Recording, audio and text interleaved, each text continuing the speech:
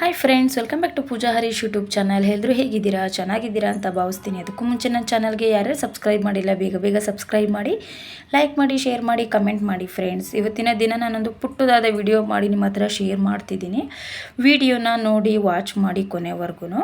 Daily ಎದ್ದಾಗೆ ಬೇಗನೆ ಇದು ಗಿಡಗಳಿಗೆಲ್ಲ ನಾನು ಆಲ್ರೆಡಿ ನೀರನ್ನು ಕೂಡ ಹಾಕಿ ನೆಕ್ಸ್ಟ್ ಇಲ್ಲಿ ತಿಂಡಿ ಮಾಡೋದಕ್ಕೆ ಅಂತ ರೆಡಿ ಮಾಡೋದಕ್ಕೆ ಬಂದೆ. ನಾನು ಇವತ್ತು ತಿಂಡಿ ಬೆಳಗ್ಗೆನೇ ನಾನು ಇಡ್ಲಿ ಚಟ್ನಿ ಪಲ್ಯ ಮಾಡ್ತಿದ್ದೀನಿ. ಆಲ್ರೆಡಿ ಇಡ್ಲಿ ಬೇಯೋದಕ್ಕೆ ಇಟ್ಟಿದ್ದೀನಿ. ಇಲ್ಲಿ ಡೈಲಿ ಕುಡ್ದಾಗೆ ಬೀಟ್ರೋಟ್ ಐಸ್ ಕ್ಯೂಬ್ನ ಬಿಸಿ ನೀರಿಗೆ ಹಾಕ್ಕೊಂಡು ಕುಡಿತಿದ್ದೀನಿ. ಒಂದು ಸೈಡಲ್ಲಿ ಇಡ್ಲಿ ಕೂಡ ಬೇಯ್ತಿದೆ. ಮತ್ತು ಚಟ್ನಿ ಮಾಡೋದಕ್ಕಿಂತ ಕಾಯಿ ಚಟ್ನಿ ಮಾಡೋದಕ್ಕೆ ಆಲ್ರೆಡಿ ಹಸಿಕಾಯಿನೂ ಕೂಡ ಕಟ್ ಮಾಡಿ ಜಾರ್ಗೆ ಹಾಕ್ಕೊಂಡಿದ್ದೀನಿ.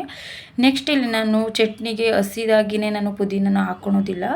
ಎಣ್ಣೆಯಲ್ಲಿ ಸ್ವಲ್ಪ ಫ್ರೈ ಮಾಡಿ ಹಾಕ್ಕೋತೀನಿ. ಪುದೀನ, ಬೆಳ್ಳುಳ್ಳಿ ಮತ್ತು ಕರಿಬೇವಿನ ಸೊಪ್ಪು ಒಂದು 2 ಎಸ್ಲು, 1 ಸ್ಪೂನಷ್ಟು ನಾನಿಲ್ಲಿ ಎಣ್ಣೆನ ಹಾಕ್ಕೊಂಡು ಚೆನ್ನಾಗಿ ಫ್ರೈ ಮಾಡ್ಕೋತೀನಿ.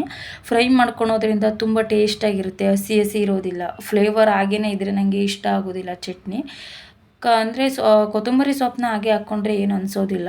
ಪುದೀನ ಮಾತ್ರ ಫ್ಲೇವರ್ ತುಂಬ ಇರುತ್ತೆ, ಅದಕ್ಕೋಸ್ಕರ ಫ್ರೈ ಮಾಡ್ಕೋತೀನಿ. ಜೊತೆಗೆ 4-5 ಹಸಿರು ಮೆಣಸಿನ್ಕಾಯಿನೂ ಕೂಡ ಸೇರಿಸ್ಕೋತಿದ್ದೀನಿ. ನಿಮಗೆ ಖಾರಕ್ಕೆ ಎಷ್ಟು ಬೇಕಷ್ಟು ನೋಡಿ ಸೇರಿಸ್ಕೊಳ್ಳಿ. ನೆಕ್ಸ್ಟ್ ಇಲ್ಲಿ ಒಂದು ಅರ್ಧ ಸ್ಪೂನಷ್ಟು ಜೀರಿಗೆನೂ ಕೂಡ ಸೇರಿಸ್ಕೋತಿದ್ದೀನಿ.